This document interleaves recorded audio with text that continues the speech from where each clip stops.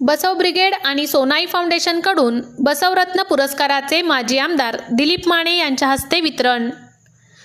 कृषी, वैद्यकीय, विधी, धार्मिक क्षेत्रात उल्लेखनीय काम करत असलेल्या गुणीजनांना हेरून त्यांना बसवरत्न पुरस्कार देऊन सन्मान करण्यात आल्याने बसव ब्रिगेड आणि सोनाई फाउंडेशन यांचे कार्य उल्लेखनीय असल्याचे प्रतिपादन माजी आमदार दिलीप माने यांनी केले।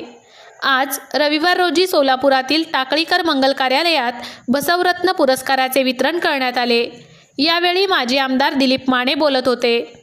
बसव ब्रिगेडचे राष्ट्रीय अध्यक्ष अविनाश भोसेकर अध्यक्षस्थानी होते। बसव ब्रिगेडचे शहराध्यक्ष अमित रोडगे, सोनाई फाउंडेशनचे संस्थापक अध्यक्ष युवराज राठोड, ॲडव्होकेट सोमनाथ वैद्य, बसवेश्वर प्रतिष्ठानचे अध्यक्ष श्रीशैल मामा हत्तुरे, राष्ट्रवादी अजित पवार गटाचे शहराध्यक्ष संतोष पवार, मल्हार ब्रिगेड सचिन सोनटक्के, शिंदे गट सेनेचे उपजिल्हा प्रमुख अन्नप्पा सतुबर, श्याम दुरी, धर्मराज पुजारी, जुबेर बागवान, खलीफभाई शेख, ॲडव्होकेट विश्वनाथ पाटील, मुख्याध्यापक संघाचे सदाशिव वनमाणे, विठ्ठल वनमोरे, बाजीराव बुळगुंडे, शंकर कांबळे, नागनाथ कांबळे, सिद्धराया माविनमर, हरिभाऊ गुजरे, सवेश्वर बुरकुल, जतीन निमगाव, ॲडव्होकेट विनयकुमार कटारे, दत्ता कोरे, विनायक साळुंके, डॉक्टर वैजनाथ कुंभार, रमेश धुरपे, कल्लप्पा पाटील, जयश्री सुतार, सरपंच सुजाता सुतार आदींची उपस्थिती होती। प्रारंभी बसवेश्वर यांच्या प्रतिमेचे पूजन आणि दीपप्रज्वलन करण्यात आले।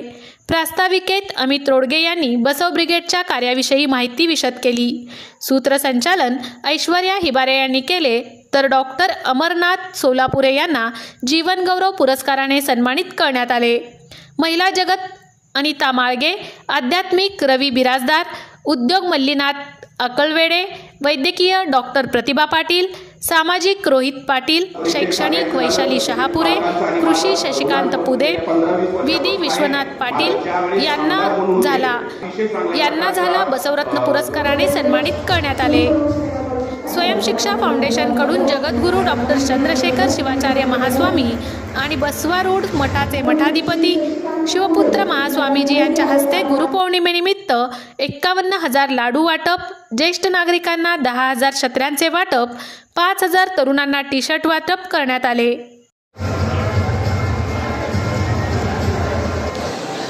हा बसवरत्न पुरस्कार आमचे बंधू यांनी आणि रोडगे साहेब आणि भैया वैद्य साहेब यांनी खूप एक महिन्यापासून तयारी करत होते आणि पुरस्कार जे तुम्ही निवडले अतिशय योग्य चांगले एक अभ्यासू, त्याच्या समाजामध्ये नाव आहे, समाजामध्ये प्रतिष्ठा आहे, यांनी समाजासाठी काय तर देणं आहे, अशा लोकांचा सत्कार करणं खूप काळाची गरज आहे। आणि हे ओळखून आमच्या सुनील भाऊंनी या कार्यक्रमाचं सगळं नियोजन केलं आणि करत असताना त्यांनी कल्पना दिली जे माने साहेबांची माझे मागच्या 15 वर्षापासून संबंध आहे आणि आम्ही सुनील भाऊ अनेक दिवसापासून आम्ही वेगवेगळ्या विषयामध्ये चर्चा करत असतो। कुणाला याची कल्पना मिळते, कधी टेलिफोनच्या माध्यमातून, कधी पर्सनल भेटून, कधी मुंबईमध्ये भेटून काय समाजाच्या अडीअडचणी असतील, समाजाच्या देणं घेणं काय असेल, लोकांचं काय देणं घेणं असेल, त्या माध्यमातून सातत्यानं आमच्या दोघांचं एक चांगलं कम्युनिकेशन, एक चांगला कॉन्टॅक्ट आहे। हे जे पुरस्कार दिले ते खरंच खूप वाचण्यासारखं तुम्ही दिलेलं आहे। व्यासपीठावर आदरणीय आत्ती मामा, अख्तर मामा, उत्तुबर सर, आमचे TCRचे अध्यक्ष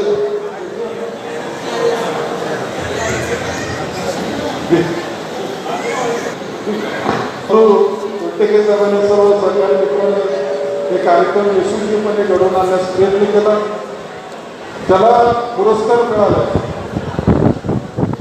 आणि योग्य सगळ्यांना पुरस्कार मिळत नसतं आणि अमित भैयानी एवढा त्याचा अभ्यास केला, पुरस्कार कुणाला दिले पाहिजे, कुठल्या समाजातल्या लोकांना दिलं पाहिजे, त्यांचं कार्य काय असलं पाहिजे, कार्य कशा पद्धतीने त्यांनी करतात. जेव्हा माझ्याकडे आले त्यांनी 4-5 दिवसापूर्वी आमच्या भैयाने अमित भाऊ यांनी सांगितलं की मला आपल्या हस्त्याने आपल्या उपस्थितीत हा कार्यक्रम करायचा आहे, पण काही नियोजित कार्यक्रमामुळे मला थोडीफार उशीर झाला आणि आपल्या सोलापूरमध्ये हे जे प्रतिष्ठान आहे त्या प्रतिष्ठानच्या माध्यमातून अनेक निघायचं आम्हाला मागच्या 4-6 महिन्यामध्ये मोठ्या प्रमाणात केलं. हा समाजामध्ये खूप मोठा मेसेज गेला आहे आणि आज समाजामध्ये काम करत असताना चांगल्या लोकांची गरज आहे. सोमेश वैद्य, आमच्या दुर्गे साहेब, आमचे भैया हे सगळ्यांनी मिळून अतिशय चांगलं एक सुरुवात आम्हाला केली म्हणायला हरकत नाही. मी त्याला सगळ्यांना आणि पुरस्कारांना सगळ्यांना शुभेच्छा देतो आणि असाच कार्यक्रम करून तुम्ही करत राहा. निश्चितपणे दिलीपाने तुमच्या पाठीशी राहील एवढंच आजच्या ठिकाणी बोलतो. फाउंडेशनच्या वतीने आणि या कार्यक्रमाचा स्वागताध्यक्ष म्हणून आपले मनपूर्वक अभिनंदन करतो.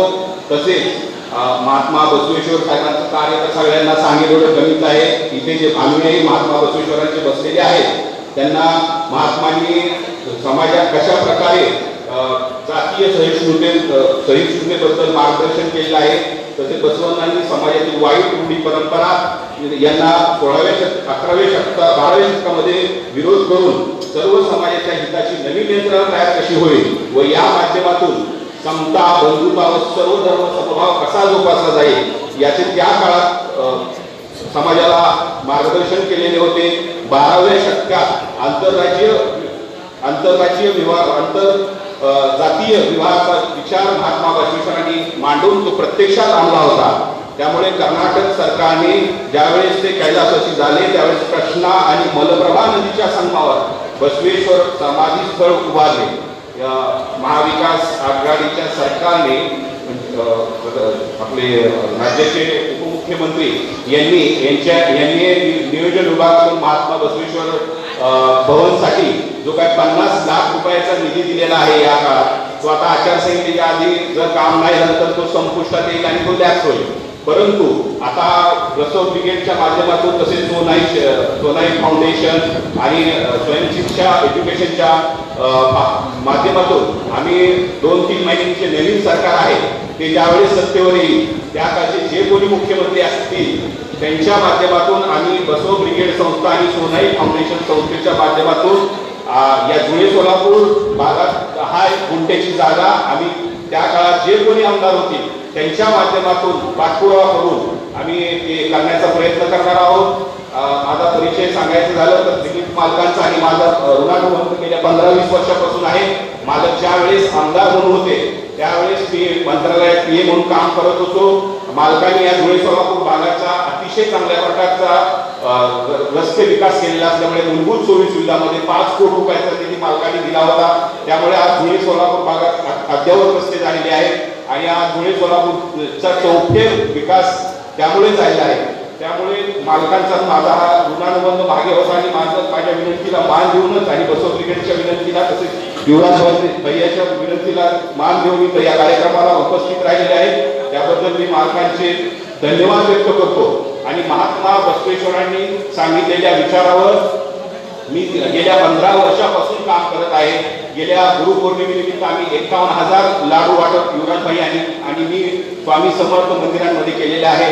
तसेच गेल्या 15 दिवसापूर्वी आणि काल जगद्गुरूंच्या हस्ते काशीचे जगद्गुरूंच्या हस्ते 10,000 छत्र्यांचे वाटप केलेले आहे. महिलांसाठी बचत गटातील महिलांसाठी आपण पर्स वाटप करत आहे. या माध्यमातून सामाजिक बांधिलकी जपत मी काम करण्याचा प्रयत्न करत आहे. इथूनही पुढे कोणत्याही प्रकारचे सामाजिक काम मी तळमळीने करणार आहे. महात्मा बसवेश्वरांनी सांगितलेले जे काही विचार आहेत त्या विचारावर चालून मी या धुळे सोलापूर भागात व दक्षिण ग्रामीण भागात काम करण्याचा प्रयत्न करणार आहे आणि मोठी युवकांची संघटना आम्ही उभारणार आहोत. आणि मला या निमित्ताने एवढंच सांगायचं आहे की आता आपण पुढील 2-3 महिन्यामध्ये बसव ब्रिगेडच्या माध्यमातून तसेच सोनाई फाउंडेशन व स्वयंशिक्षाच्या माध्यमातून आम्ही 10 ते 11 गुंठे जमिनी महाराष्ट्राच्या मुख्यमंत्र्यांकडून धुळे सोलापूर परिसरात उपलब्ध करून देऊ. कारण याआधीही महाराष्ट्राच्या मुख्यमंत्र्यांनी अनेक महात्म्यांच्या जे काही सामाजिक भवनासाठी 5 कोटी 10 कोटी निधी दिलेला आहे. तसाच आमचाही समाज या सोलापूर शहरात मोठ्या प्रमाणात आहे. त्यामुळे आम्ही समाजाच्या वतीने आम्ही मुख्यमंत्र्यांकडे अप्रोच करू आणि 10 गुंठे प्रशस्त जागा धुळे सोलापूर भागात आम्ही घेऊ आणि महाराष्ट्राच्या मुख्यमंत्र्याला आम्ही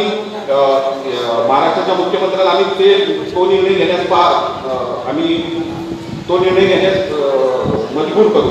तसेच आमच्या समाजाचे नेते अविनाश भोसीकर साहेब यांनी अतिशय मोठ्या प्रमाणात मंत्रालयात आंदोलने केली आहेत आणि समाजातील सर्वसामान्यांना त्याचा फायदा मिळवून दिलेला आहे. आज राष्ट्रीय अध्यक्ष बसव ब्रिगेडचे म्हणून ते काम करत आहेत, त्याबद्दल आम्हाला अभिमान आहे. एवढं मी आपणासमोर बोलतो आणि माझ्या शासनाने 50 लाख रुपये मंजूर केले. त्यांनी धुळे सोलापूर येथे 3000 स्क्वेअर फूट जागा बसव भवनसाठी द्यावी याची मी त्यांना विनंती करतो आणि माझे 2 शब्द संपवतो. समाजाची सेवा करणारे गुणवंत रत्न हुडकून त्यांना सन्मानित करत आहात. गेल्या अनेक वर्ष मी बसव ब्रिगेडच्या कार्यक्रमाला येतो. अविनाशजी भोसेकर साहेब या कार्यक्रमाला उपस्थित असतात. अतिशय चांगल्या पद्धतीने बसव ब्रिगेड सोलापूर शहरामध्ये आणि जिल्ह्यामध्ये काम करत आहे. अमित रोडगे अतिशय कर्तृत्ववान, ज्यांनी समाजातील तरुणांना एकत्र करून ही संघटना बांधलेली आहे. त्यांना आपल्या हातकरे मामा असतील, भोसेकर साहेब असतील, त्यांचा आशीर्वादाच्या पाठीशी नेहमीच असतो. या पुढील काळामध्ये देखील आम्ही आता बोलल्याप्रमाणे वीरशैव प्रतिष्ठान भवनला आदरणीय दादाच्या निधीतून 1.5 कोटी रुपये निधी आपण तिथे मंजूर केलेला होता. त्याचबरोबर बसव ब्रिगेडसाठी आम्हीच्या अनेक वर्षापासूनची मागणी होती की बसव ब्रिगेड लिंगायत सभागृह ह्या धुळे सोलापूर भागात व्हावा, याकरता त्यांनी अनेक वर्ष प्रयत्न करत आहेत. त्यासाठी आदरणीय आमदार यशवंतराव माने यांना त्यांनी निवेदन दिलेले होते. तात्याच्या पंढरपूरमध्ये अचानक 2-3 प्रोग्राम लागल्यामुळं त्या कार्यक्रमाला उपस्थित राहू शकले नाहीत. परंतु त्यांचा निरोप आहे की या कार्यक्रमाच्या सर्व समाजाला त्यांचा शुभेच्छा आहेत.